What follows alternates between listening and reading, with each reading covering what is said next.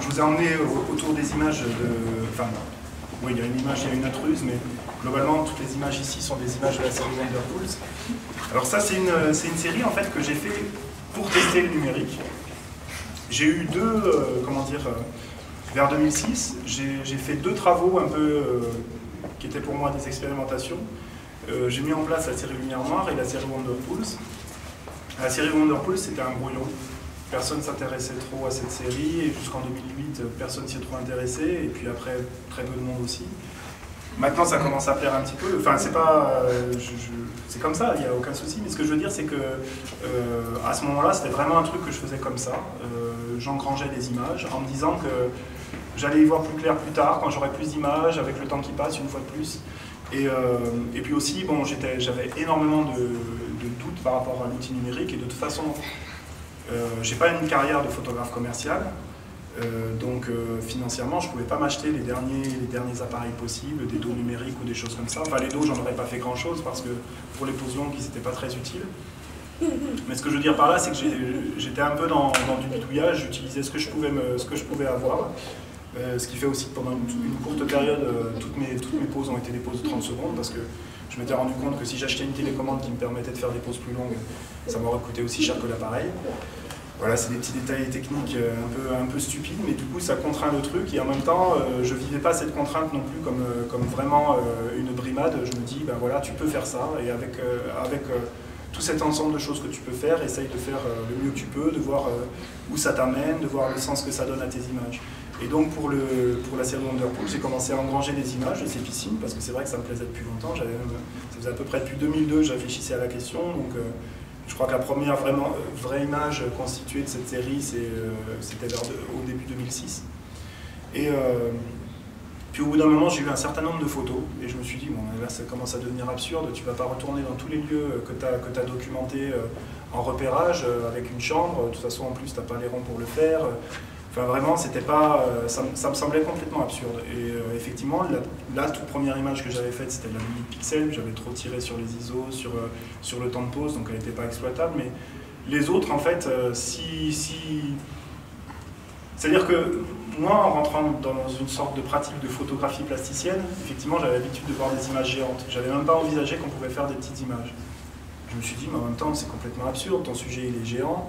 Tu vas pas nous faire une espèce de redite, quoi. Si c'est pour faire ça, autant reconstruire des fausses piscines, ce qui ne me faisait pas particulièrement peur. Mais est-ce que c'est vraiment ça le sens de cette série, ou est-ce qu'on ne pourrait pas essayer de voir les choses autrement? Et voir les choses autrement, ça s'est matérialisé par le fait de faire pour une exposition que j'avais eue à Paris en 2008, faire des petits écrans lumineux. Des lightbox. Alors à l'époque, évidemment, les lightbox, c'était des trucs, c'était des tanks, hein, c'était épais comme ça. Donc, enfin, en tout cas, c'était bien trop épais pour des images qui, au final, étaient à peu près grandes comme des A4.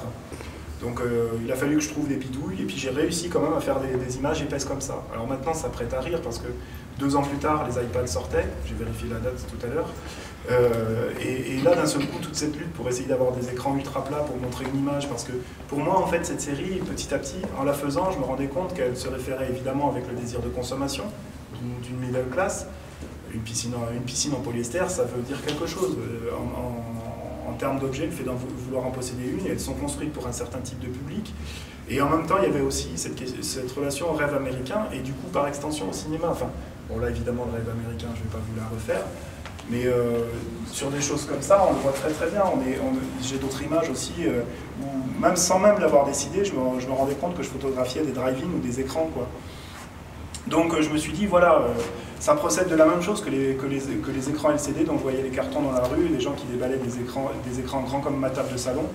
Et je me suis dit, voilà, tu vas présenter ces images finalement en petit, mais par contre en petit écran désirable, des petites choses vraiment désirables qui sont de l'ordre de l'objet de consommation. Donc les premières images que j'ai faites de cette série, je les ai présentées en lightbox, en ce qu'on appelle du Duratran, c'est-à-dire un support argentique. Et je les ai imprimées comme ça, on les voyait dans le noir, pour qu'il y ait aussi ce côté halluciné qu'on peut avoir quand on rencontre ces piscines. On a fait quelques kilomètres sur une nationale, là, et puis on voit des énormes bacs en plastoc éclairés de plein pot. Donc voilà, le passage à cette série sur les piscines aussi, ça me permettait du coup d'évaluer tout ce que je pouvais faire avec le numérique, de changer mon regard aussi parce que là c'était un sujet. C'est vrai que globalement j'avais pas envie de traiter d'un sujet, en général je voulais plus, avec la série Pose, je m'étais dit je vais plus parler du temps, je vais plus parler de l'expérience. Mais là, c'est vrai qu'avant d'être photographe, j'étais sculpteur, et là je retrouvais en fait cette question de la forme, de la contre-forme, et même quelque chose qui était éminemment philosophique, même des fois qui me faisait penser là aussi à notre appétence. Je parlais des belles images, mais notre appétence à se constituer des icônes ou des images qu'on vénère, comme l'image qui est juste derrière Dominique, à savoir des espèces de grandes stèles, comme on pourrait avoir à Stonehenge, des trucs, des espèces de figures brinque-ballantes, de pierres tombales, donc voilà, il y avait tout ça dans... Quand j'ai commencé à photographier les piscines, je me suis pas rendu compte tout de suite à quel point ça allait m'inspirer dans toutes les directions et inspirer des réflexions en moi pour la suite de mon travail. Donc c'est pour ça d'ailleurs que j'ai continué à les photographier. L'autre pan de mon travail, je vous en parle. Est-ce que tu choisis, oui. Est-ce que tu as évolué dans ton choix de lieu? Par rapport aux piscines ou en général? En général. Alors en fait, au début, il y avait la chance du débutant, je pouvais cramer du gasoil, et puis je veux dire, j'allais voir des copains, en général, j'arrivais en retard parce que j'avais repéré un lieu, et je prenais les nationales, je sortais peut-être à la sortie d'avant sur l'autoroute pour arriver en pleine zone industrielle. Je faisais beaucoup de repérages, mais globalement, j'avais pas mal de chance. Et au bout d'un moment, se pose toujours la question, notamment avec cette série des piscines, où là, je sens un certain appétit de la part des gens qui les apprécient. Et puis moi, c'est vrai que c'est une série que je voudrais clore, mais pour la clore, je voudrais quand même justement faire le tour par rapport à certains objectifs que je me suis fixés, éditoriaux. Et au début, voilà, je pouvais parcourir des nationales et trouver des choses. Bah, déjà, c'était pas très difficile parce qu'effectivement, mon terrain de jeu, c'était souvent les routes méditerranéennes. Donc entre Perpignan jusqu'à Marseille, là, il y en a plein. J'ai eu vraiment à creuser, sauf que je les ai toutes photographiées plusieurs fois, même certaines. Et maintenant, c'est vrai que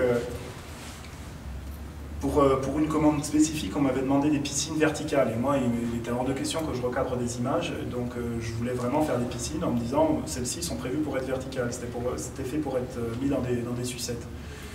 Et j'ai fait 2000 km pour faire 4 photos qui me conviennent. J'en ai fait un peu plus que 4, mais au final, j'en ai eu 4. Donc quand on cherche, on ne trouve pas forcément. Quand on ne cherche pas, on trouve. Donc mes techniques de repérage ont un peu changé aussi parce que, grâce à Internet, parce que maintenant je repère aussi par Internet. J'ai deux choses. Il y a le repérage par exemple par Google Earth où je tape des mots-clés, ou Google Street View ou Google Maps, et je vois bien ce qui apparaît. Ce qui fait que du coup j'ai trouvé les piscines un peu partout dans l'Europe. Et puis après, le simple fait d'être sur les réseaux sociaux, de montrer mes images, que certaines personnes les apprécient et me disent « Ah bah tiens, j'en ai vu une à tel endroit ». Et ça, c'est plutôt chouette. J'ai par exemple un chauffeur de camion qui justement, lui, transporte des piscines, qui me tient au courant, qui me dit à tel endroit, là, on vient de mettre des piscines, il n'y en avait pas avant, tout ça. C'est plutôt chouette, quoi. Donc il y a vraiment, sur la relation au repérage, ça a beaucoup changé. Simplement, c'est vrai qu'en général, comme je vous ai dit par rapport à mon appétence pour des lieux, par exemple, sur la série Pose, j'étais allé une fois exprès à l'île Seguin, avant qu'elle soit détruite, j'avais enfin trouvé le moyen de rentrer. Et j'étais super content de pouvoir la visiter. Le bâtiment tout au bout avait commencé à être détruit, mais vraiment le plus gros restait. J'ai passé toute la journée à visiter l'île Seguin, et je me suis dit, ben, Stéphane Couturier avait fait des photos qui, elle, avaient été commandées là-bas, bon, ça ne m'avait pas non plus renversé. Et moi-même, une fois sur place, je m'étais dit, mais qu'est-ce que tu peux faire de ça, à part passer un bon moment, te dire vraiment que tu es dans un lieu qui est incroyable. C'est vrai que cette île Seguin, enfin, vous connaissez le nom de l'île Seguin, les anciennes usines Renault à Boulogne-Billancourt. C'était vraiment un vaisseau, c'est-à-dire qu'en fait, à Boulogne-Billancourt, vous avez une boucle de la Seine, la Tour Eiffel est là, ça fait ça, et là, en plein milieu de la Seine, vous avez une grande île, et c'était une usine. Il n'y avait pas 1 cm² de libre, à part un tout petit coin avec un arbre, et il n'y avait pas 1 cm² de libre, c'était que des usines, en fait, on aurait dit un immense croiseur, quoi. Excuse-moi, c'était l'île de la Cité, non? Non, c'est à Boulogne-Billancourt, vraiment. Et c'était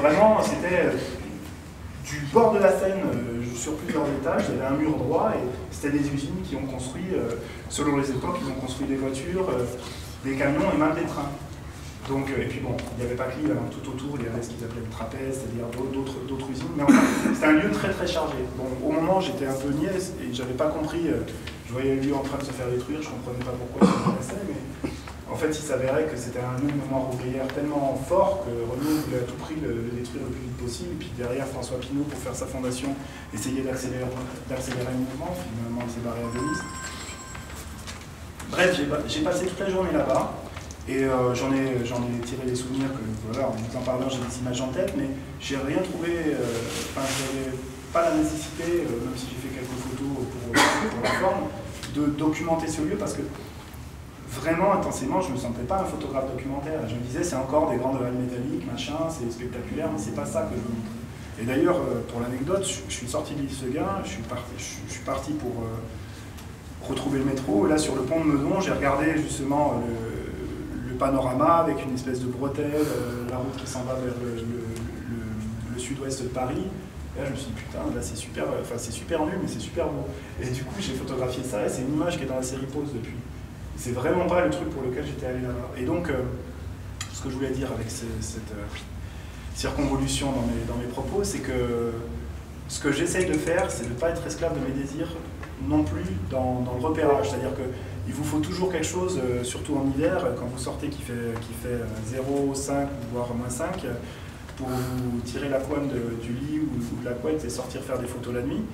Donc il faut toujours quelque chose, c'est sûr. Je veux dire, certains photographes sont obligés de traverser de faire le tour de la planète pour trouver un truc qui leur donne vraiment envie de se donner à fond.